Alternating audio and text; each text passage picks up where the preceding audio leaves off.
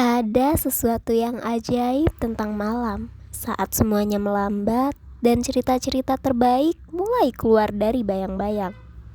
Mari kita mulai petualangan malam ini di Sleepover Session.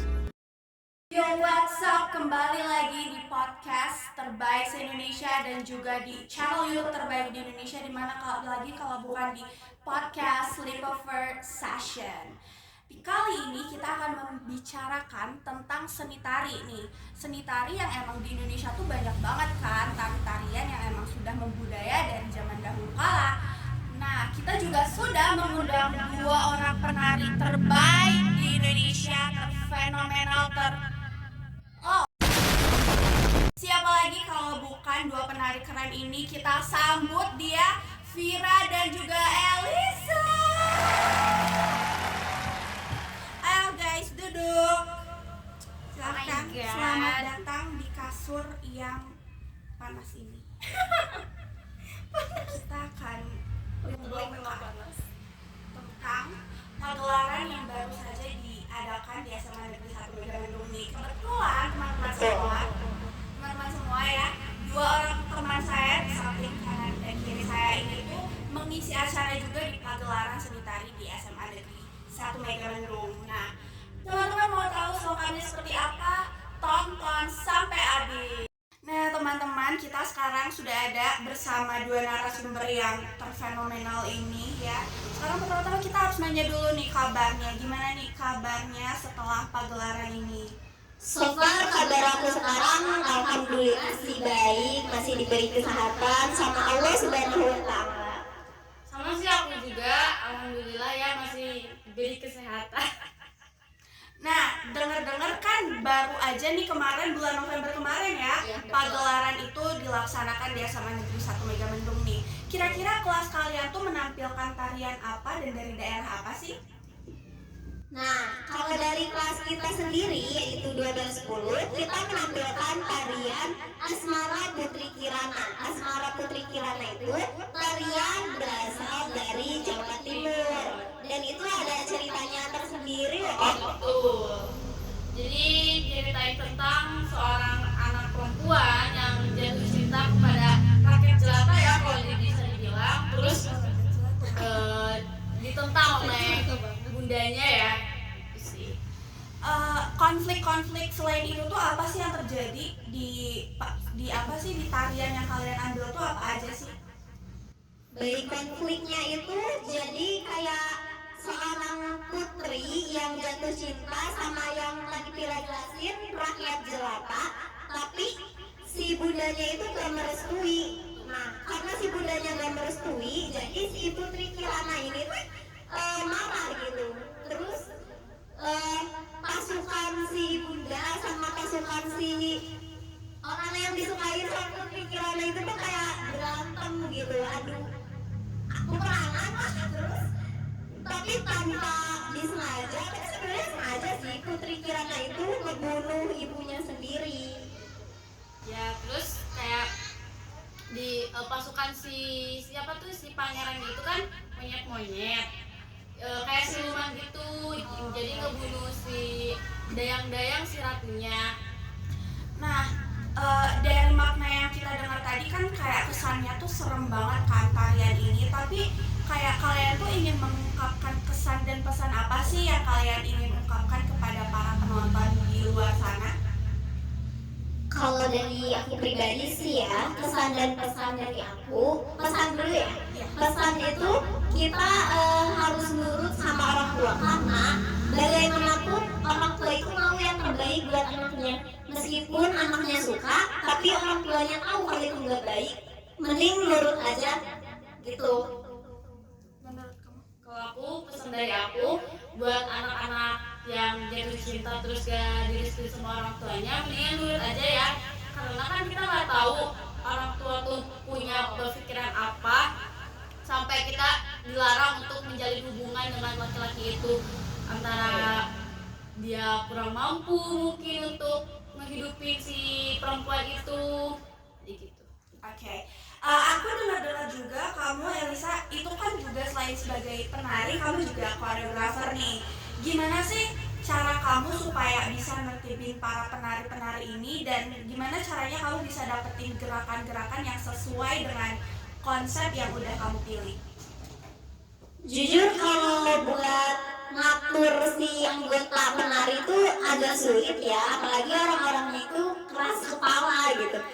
Jadi menurut aku pribadi lumayan menguras energi banget gitu. Tapi alhamdulillahnya kita diberi kelancaran buat hadir di acara itu dengan sempurna, dengan baik. Dan untuk koreografi itu kita lihat dari YouTube. Kita mencari referensi dari YouTube dan platform lainnya biar masih ada unsur Putri Asmara Kirananya. Oke, nah tadi kan kayak keluh kesahnya sebagai koreografer nih kesulitan untuk mengatur para penari. Nah, gimana sih menurut point of view kamu sebagai penari nih selama kamu mengerjakan project Tari Asmara Putri Kirana ini tuh kamu ngerasain apa aja sih?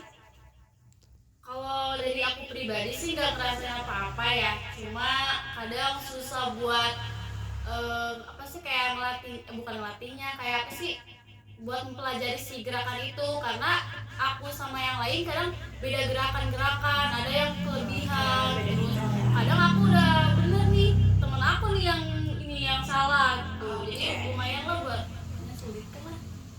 Pagelaran ini kan udah selesai ya, sekitar 1 bulan lebih. Teman-teman semua sudah mengerjakan pagelaran, entah itu dari segi properti, tarian, atau mungkin faktor-faktor lain. Nah, selesainya pagelaran ini tuh teman-teman tuh mendapatkan hikmah apa sih dari pagelaran ini, dan menurut teman-teman diadakannya pagelaran ini tuh kayak bikin teman-teman jadi aware gak sih tentang budaya kita, jadi kayak oh ternyata tarian itu punya maknanya tersendiri.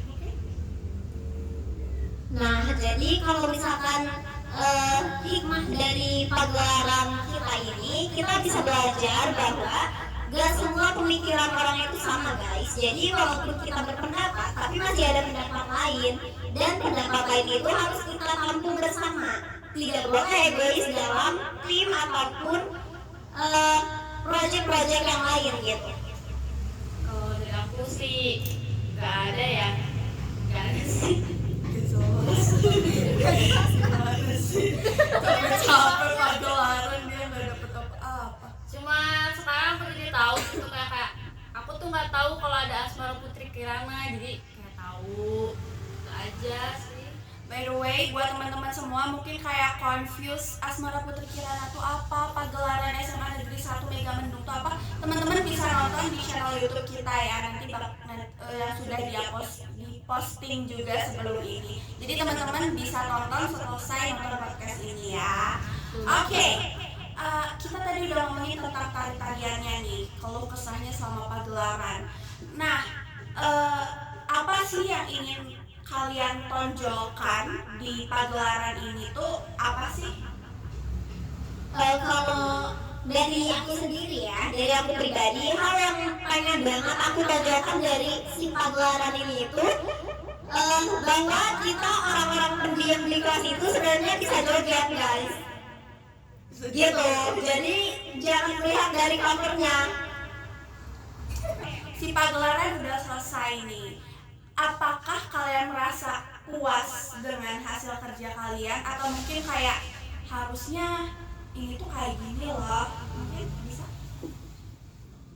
Kalau dari kepuasan pribadi ya kurang puas gitu, soalnya saya sendiri yang memerankan sebagai penari gitu tuh kayak kurang power lah, kurang ekspresi, dan itu tuh waktu kita nari benar-benar gak sadar, dan itu bikin kita di ending gak puas banget sama hasilnya gitu. Kalau aku kurang puas juga karena di situ kan posisi aku lagi sakit ya, jadinya mungkin kurang power nih, kurang ditonjolin itulah, pokoknya masih ada kurang-kurangnya lah, masih kurang kompak juga. Oke, jadi kan tadi merasakan ada ketidakpuasan nih, walaupun mungkin dari segi persiapannya sendiri tuh udah memerlukan waktu yang lama.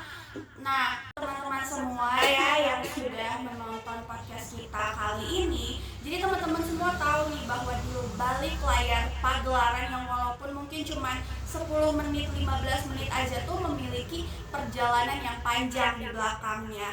Mungkin ada menghadapi orang-orang yang emang bad moodan, orang-orang yang emang susah diatur, atau mungkin kayak harus menghadapi orang-orang yang emang kayak kadang bentrok dari segi untuk latihannya sendiri. Jadi di belakang layar pagelaran yang teman-teman lihat itu tuh banyak banget kisahnya dan banyak banget ceritanya. Tapi di lain itu kita juga sebagai penampil itu kayak mengharapkan memberikan penampilan yang terbaik, dan kita juga mengharapkan untuk pesan yang kita ingin sampaikan itu bisa tersampaikan dengan baik.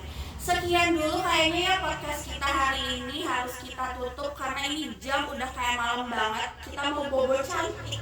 Betul, jam sudah menunjukkan pukul-pukulan ya. Waktunya bobo cantik guys. Kita kayak waktunya kita bobo cantik, dan stay tune terus di podcast kita Sleep Conversations. Tungguin episode selanjutnya dan bye-bye.